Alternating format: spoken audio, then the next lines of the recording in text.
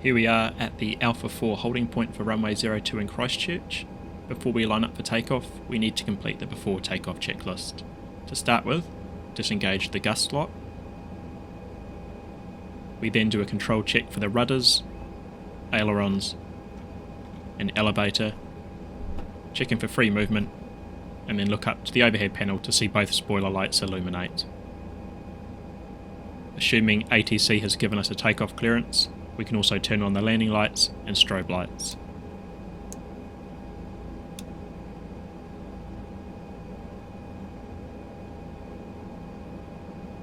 Down on the serve page, we'll check the transponder is set to on, and then go to the ECL.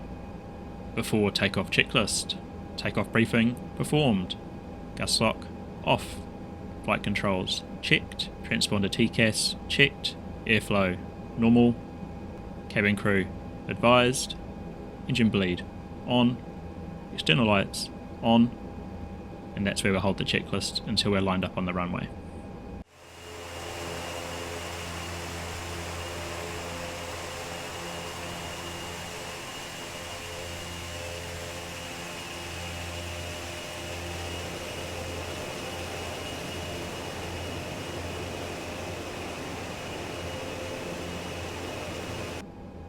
Lateral flight director bar centered, rudder cam centered, before takeoff checklist complete. Click on the base of the yoke to hide it so it doesn't get in the way of our speed tape for the takeoff roll. Release the parking brake, apply toe brakes, advance power levers until you see notch at the top of the PFD. Release toe brakes and apply forward nose wheel pressure. We can see the green arm light for the ATPCS above the EWD, and both engines' torque has risen to 90%. In the sim, you're going to need to keep holding forward pressure on the yoke until about 100 knots, and when reaching V1, apply enough back pressure to raise the nose slowly to 15 degrees up above the horizon.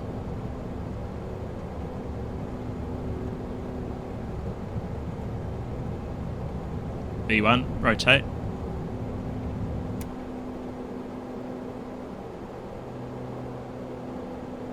Positive climb, gear up. I'm ignoring the flight directives on purpose until the 001 leg to gut boost sequences.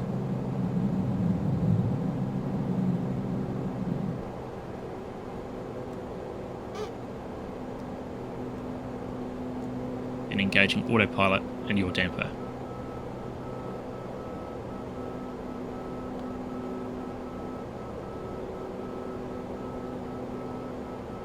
We'll be above 400 feet AGL by now, so we can complete the climb procedure. Rotate the power manager to climb.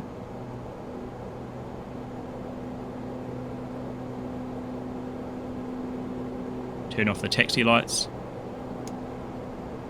And confirm speed auto bug has increased to 170 knots. Passing the white bug, we can raise flaps to 0.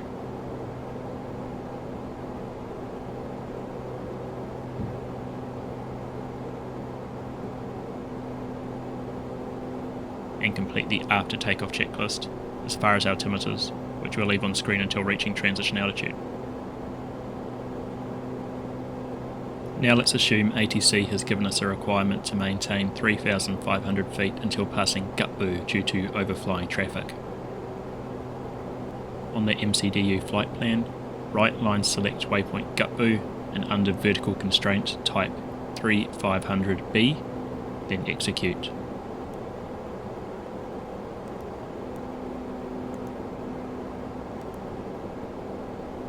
The 3,500 below will show up on the ND map as well as next to our altimeter in magenta. Approaching 3,500 feet, we get VNAV out star. The aircraft will level off and maintain 3,500 until passing Gutboo. We need to take our power levers out of the notch to prevent an overspeed here.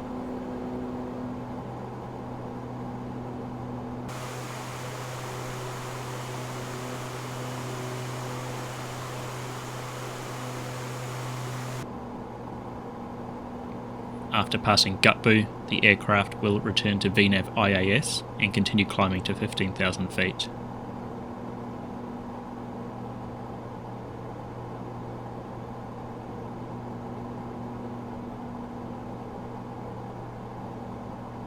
We need to remember to put the power levers back in the notch again, or the airspeed will start decreasing, come too slow, and the aircraft will enter pitch hold to prevent a stall.